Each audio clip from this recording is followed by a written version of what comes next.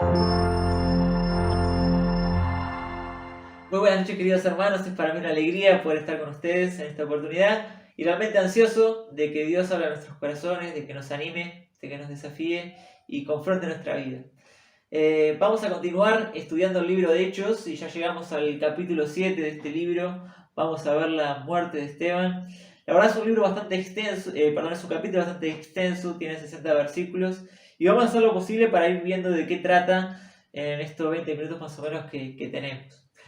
Debo confesarte que mientras preparaba este mensaje y estaba estos días leyendo el libro de Hechos, no podía parar de pensar en una cosa. En cuál era realmente mi motivación, el motor, el porqué de las cosas que hago.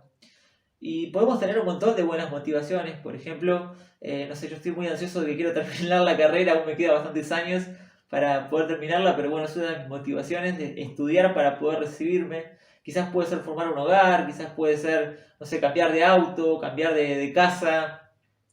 Capaz que puede ser una motivación de cambiar de un ministerio o empezar un ministerio en la iglesia o lo que fuera. Pero hacemos cosas dependiendo de la motivación.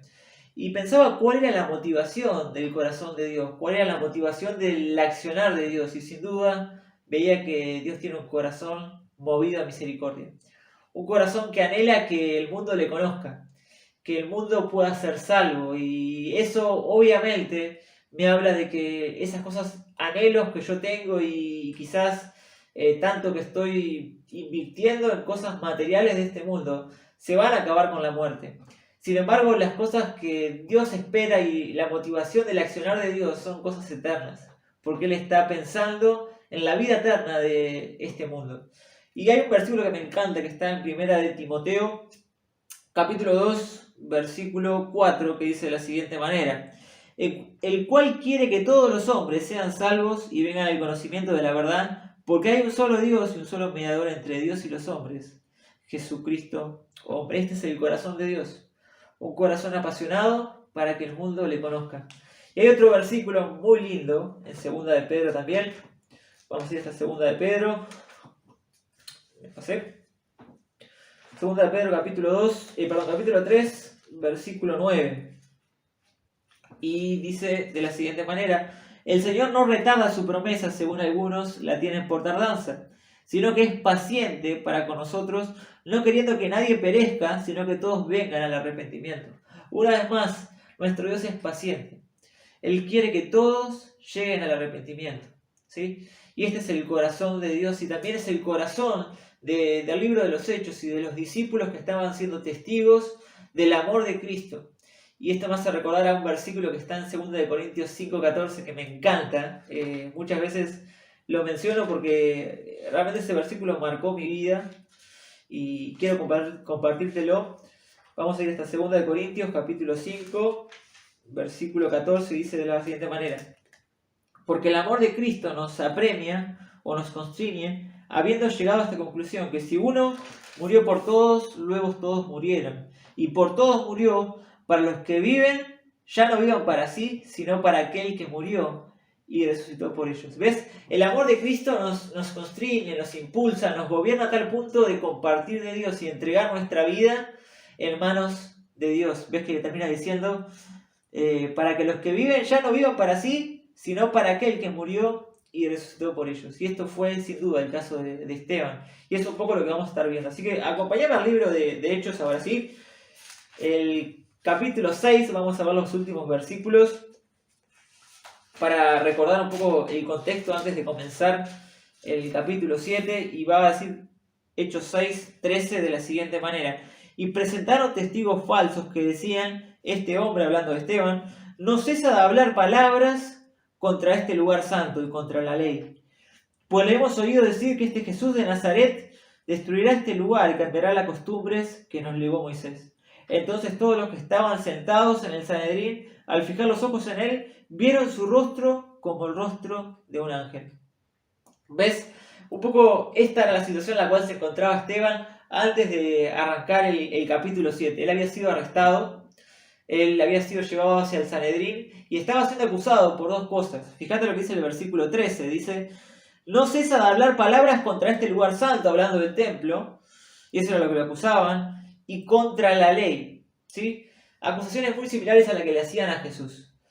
Y vemos el final del último versículo del capítulo. Entonces todos los que estaban sentados en el Sanedrín, al fijar los ojos en él, vieron su rostro como el rostro de un ángel. A pesar de esta situación incómoda, que quizás podría poner nervioso a Esteban demostraba un rostro como de un ángel, alguien inocente.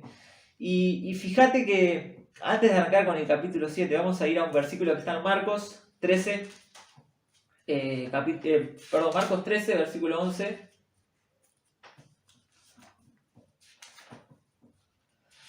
Ya estoy llegando. Marcos 13, dije versículo 11. Dice así: y cuando os conduzcan para entregaros, no os preocupéis de antemano por lo que vais a hablar, sino hablad lo que se os comunique en aquel momento, porque no sois vosotros los que estáis hablando, sino el Espíritu Santo. Y en este momento Esteban va a hacer un discurso, va a hacer, no sé si una predicación, pero va a hacer una exposición de sus argumentos por lo que se lo estaba acusando, y va a utilizar este recurso de recordar la historia del pueblo de Israel desde el comienzo, ¿sí? Desde Abraham. Es un poco lo que va a estar haciendo. Con Abraham fue cuando comenzó la nación de Israel y le iba a hacer un recorrido hasta ese momento. Lo que estaba haciendo era mostrarles a los fariseos que estaban en el Sanedrín cómo realmente el pueblo de Israel había rechazado a Dios y sus verdades. Incluso había sido como que el mayor rechazo cuando mataron al Señor Jesús. Y eso es un poco lo que le estaba mostrando. Y comienza el capítulo 7, versículo 1, diciendo de la siguiente manera: el sumo sacerdote dijo entonces: ¿es esto así? Pensando en las acusaciones que se le estaban haciendo acerca del templo, dijimos, y contra la ley y Moisés. Y él dijo: varones, hermanos y padres, y ahí comienza con ese discurso impresionante que me apasionaría leerlo ahora y tiene muchas aplicaciones y cosas interesantes para ver de la historia de Israel. Pero no vamos a hacerlo, vamos a ir al final del discurso, más que nada por tema del tiempo. Pero versículo 51 va a decir lo siguiente. Hablando Esteban de los fariseos que se encontraban ahí y del pueblo de Israel entero, ¿no? Duros de cerviz e incircuncisos de corazón y de oídos. Vosotros siempre resistís el Espíritu Santo como vuestros padres, así también vosotros. Dice: duros de cerviz e incircuncisos de corazón y de oídos. Eran quizás circuncidados, pero de corazón y de oídos eran incircuncisos. Eran personas que decían agradar a Dios o se llenaban la boca con la palabra de Dios, pero pocas veces la aplicaban. ¿Ves? Eso es lo que le estaba diciendo Esteban. Resistís al Espíritu Santo, como vuestros padres, así también vosotros. Como vuestros padres, haciendo referencia a la historia que acababa de contar desde Abraham hasta el momento. Pero es interesante ver que a pesar de que el pueblo de Israel constantemente rechazaba a Dios y sus verdades, siempre había un remanente de personas fieles que amaban a Dios de verdad.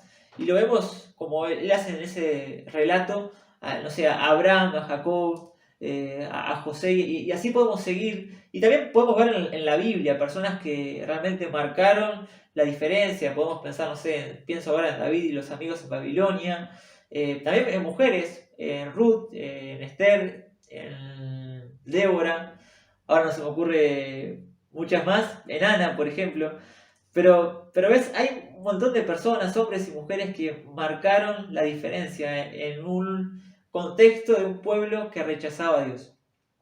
Vamos a continuar la lectura y vamos a ir al versículo 52. Y fíjate lo que va a acusar Esteban. ¿A cuál de los profetas no persiguieron vuestros padres y mataron a los que anunciaron de antemano la venida del justo? De quien vosotros ahora habéis sido traidores y asesinos. Una vez más, mostrándole que habían matado al Mesías y habían rechazado al Dios mismo. Versículo 53. Vosotros que recibiste la ley por disposición de los ángeles y no la guardasteis. Una vez más, su testimonio no estaba en consistencia con lo que ellos decían. No guardaban la ley, por más que ellos lo decían. Versículo 54, este versículo es impresionante, quiero que te detengas acá. Dice: oyendo estas cosas, se sentían heridos en lo más vivo, rechinaban los dientes contra él. Oyendo estas cosas, se sentían heridos. Mira, quiero que pienses que muchas veces la palabra de Dios nos generan heridas, porque tocan cosas que no nos gustan que nos digan, porque sabemos que están mal en nuestro corazón y eso nos duele. Y eso era un poco lo que estaba pasando con los fariseos en ese momento. Esteban estaba dejando descubierto lo que había en sus corazones y eso claramente a ellos no les gustaba. Y sentían como heridas. Y esto me hace recordar a un versículo impresionante que me encanta, Hebreos capítulo 4, versículo 12. Muchos lo conocen de memoria y vamos a ir ahí. Hebreos capítulo 4, versículo 12. Tengo una Biblia nueva y un poco me cuesta encontrar los versículos. Hebreos 4, 12 dice así: porque la palabra de Dios es viva y eficaz, y más cortante que toda espada de dos filos, y penetra hasta la división del alma y del espíritu, de las coyunturas y de los tuétanos, y discierne los pensamientos y las intenciones del corazón. Pero lo que quiero que entiendas es que la palabra de Dios es viva y eficaz y más cortante que toda espada de dos filos. ¿Ves? Eso seguramente puede hacer una herida enorme en nuestro corazón y a veces nos duele, ¿sí? Generan heridas. Y hay otro pasaje que está un poquito más adelante en el libro de Santiago. Santiago, capítulo 1, versículo 23. Dice de esta manera: porque si alguno es oidor de la palabra, pero no hacedor de ella, este es semejante al hombre que considera en un espejo su rostro natural. Porque él se considera a sí mismo y se ve y luego se olvida cómo era. Mas el que mira atentamente a la ley perfecta, la de libertad, y persevera en ella, no siendo oidor olvidadizo, sino hacedor de la obra, este será dichoso en lo que hace. ¿Ves? La palabra de Dios no solamente es una espada que penetra y a veces genera heridas que nos duelen, sino que a veces la palabra de Dios es como un espejo. Y no sé si alguna vez, bueno, seguramente sí, pero yo cuando me levanto a veces me miro al espejo y veo cosas que no me gustan en mi aspecto. Y hay dos posibilidades: o puedo parar un momento e intentar arreglarme, o puedo mirarme y seguir así. Esto es un poco lo que estaba pasando en Hechos capítulo 7. Esteban había dejado al descubierto, obviamente inspirado y lleno del Espíritu Santo, guiado por Dios, y había dejado descubierto el corazón de estos fariseos, y eso había generado heridas.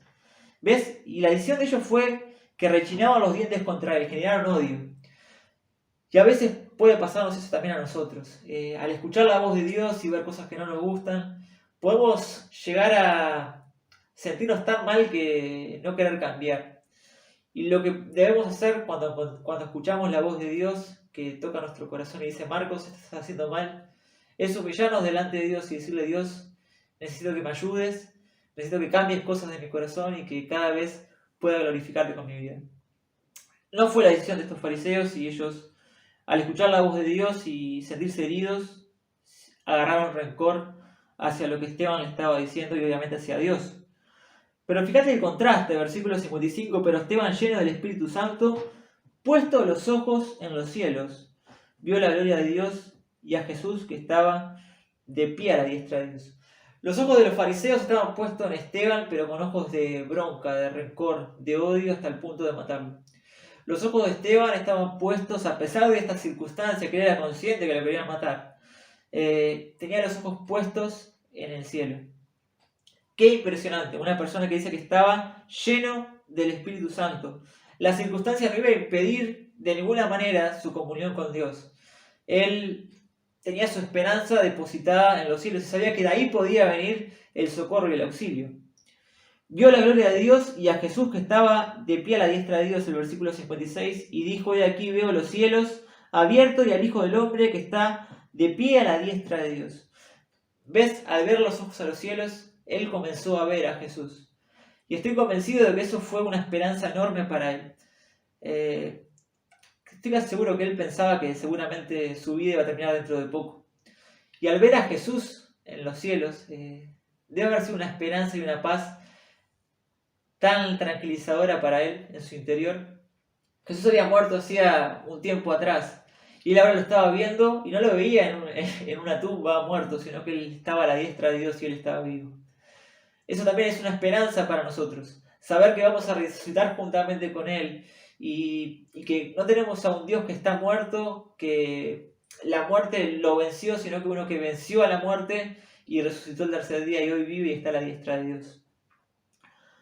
Impresionante, vamos a seguir leyendo el siguiente versículo. Entonces ellos gritando a grandes voces, se taparon los oídos y arremetieron aún contra él. Claro, al ver que Esteban estaba diciendo estas cosas acerca de Jesús, ellos rápidamente lo asociaron con blasfemia y se tapaban los ojos, los oídos para no escuchar, una exageración impresionante. Pero ellos, dice la palabra de Dios, y echándole fuera de la ciudad, comenzaron a apedrearle, y los testigos pusieron sus ropas a los pies de un joven que se llamaba Saulo. Ellos lo sacaron de la ciudad a Esteban, quizás sin deliberar, sin votar, sin nada, pero tenían tanto rencor que lo sacaron de la ciudad con un propósito, y era el de apedrearlo. La lapidación era uno de los castigos por la blasfemia, era lo que estaban acusando a Esteban, de blasfemar contra Dios. Y vemos ahí, se menciona, y los testigos pusieron a sus ropas los pies de un joven que se llamaba Saulo. Saulo, que sabemos que después va a conocer a Cristo y se va a transformar en el famoso Pablo del Nuevo Testamento. Es el que se encontraba acá, siendo testigo de lo que estaba pasando con un hijo de Dios que estaba a punto de morir por lo que él creía. Versículo 59, y esto también me encanta ver un contraste impresionante. Dice, y apedreaban a Esteban, mientras él invocaba y decía, Señor Jesús, recibe mi espíritu. En medio de una connotación, estos versículos son muy gráficos. Muchas veces sabemos que Esteban fue el primer mártir y murió apedreado, pero no entendemos o no dimensionamos lo que estaba pasando realmente con él. No sé si alguna vez te tiraron alguna piedra o te pegaron una piedra, pero realmente duele. Ni me imagino la cantidad de piedras que le habrían tirado a Esteban y un ambiente, no quiero ser muy gráfico, pero seguramente muy sangriento, de mucho dolor, de gritos de dolor, no lo sé. Pero hay un contraste impresionante entre lo afuera, lo exterior, lo físico de Esteban con su interior.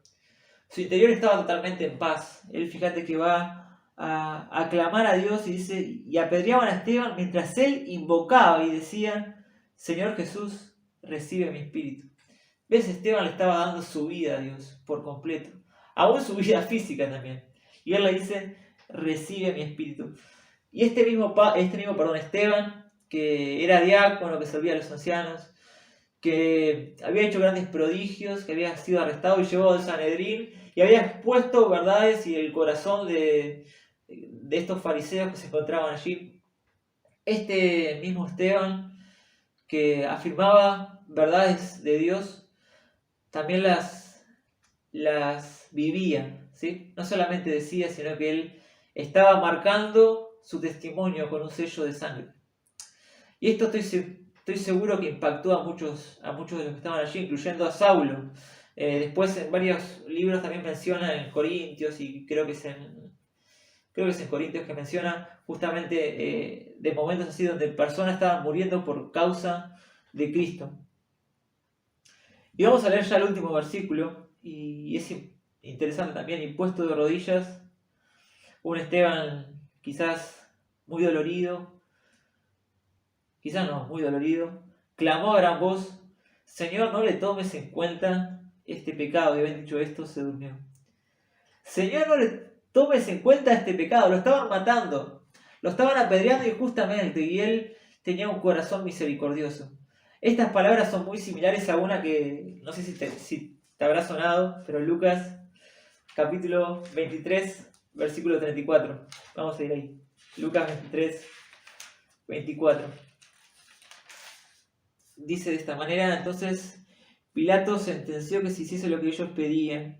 No, estoy leyendo otro, no parece. Lucas 23, 34, no 24, 34. Dice, y Jesús decía, Padre, perdónalos porque no saben lo que hacen. ¿Ves? Vamos a compararlas con la frase de Esteban. No le tomes en cuenta este pecado. A los dos lo estaban matando y sin embargo su corazón era de misericordia. ¿Ves lo que pasa cuando una persona está llena del Espíritu Santo? Cuando una persona ora a Dios y está en completa comunión con Dios. No solamente su accionar va en consecuencia al carácter de Cristo, sino que también las palabras de Esteban iban totalmente en concordancia con Jesús. las palabras de Esteban estaban reflejando a Jesús. Y esto me hace pensar en mi vida y pensar en si realmente mi accionar, y no solamente mi accionar, sino que también mis palabras a otros le muestran a Cristo. Gálatas 2:20. Con Cristo estoy justamente crucificado y ya no vivo yo, mas Cristo vive en mí. La gente ve a Cristo en vos. La gente, a ver, mis familiares, en mi casa, en mis amigos, en el magisterio, en el lugar donde estudiás, en tu trabajo, en donde fuera, ven a Cristo en vos. O quizás no hablas tanto de Jesús. Estas personas vivían conforme a ese amor que habían entendido y estaban dispuestas a dar su vida. Esto tiene que ser un ánimo a nosotros. Ver el amor en el cual Dios nos amó debe ser el motor que nos lleve a predicarle a otros. Y pensaba si realmente estoy predicando, estoy compartiéndole a otros. Bueno, debe ser una prioridad de una persona que está llena del Espíritu Santo. Es una persona que, ¿te acordás como comenzábamos al comienzo? Que vive pensando el motor del accionar de Dios. Un corazón que está lleno de misericordia y que quiere la salvación de este mundo. Ya para ir terminando, me gustaría mencionarte un pasaje que está en 2 de Timoteo, que me gusta mucho. 2 de Timoteo. Ya estoy llegando. Capítulo 1, versículo 6.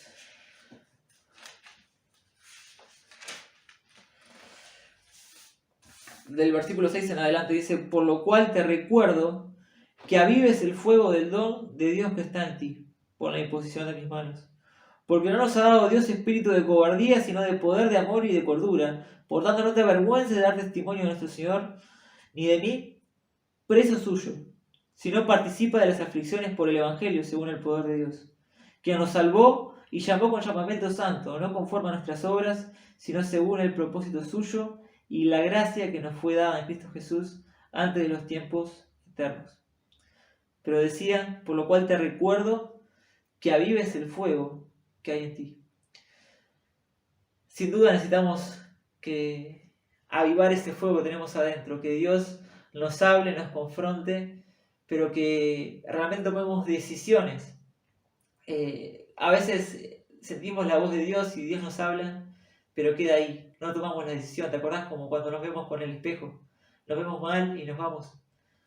Bueno, Dios quiere que tomemos decisiones comprometidas y que nuestro corazón, al tener una comunión íntima de oración con Él y de mirar al cielo y ver a Cristo, podamos vivir en consecuencia de ese amor y en consecuencia del amor que Dios tiene por este mundo. Recordad que Dios quiere que el mundo le conozca y nosotros somos los testigos en este mundo, que debemos dar testimonio de Jesús, cueste lo que cueste. Y como Esteban, él no preparó una predicación impresionante en el capítulo 7, sino que fue Dios quien habló por medio de él. De la misma manera, si estamos en comunión y reflejamos a Cristo, Él va a utilizarnos de gran manera. Eso era un poco lo que quería transmitirte en la noche de hoy y espero que haya sido de bendición. Para mí fue una alegría compartir este tiempo y Dios me habló mucho y me motivó a vivir una vida comprometida y a avivar el fuego que tengo dentro de mí. Espero que estés bien y que sigas disfrutando de esta reunión. Nos vemos pronto.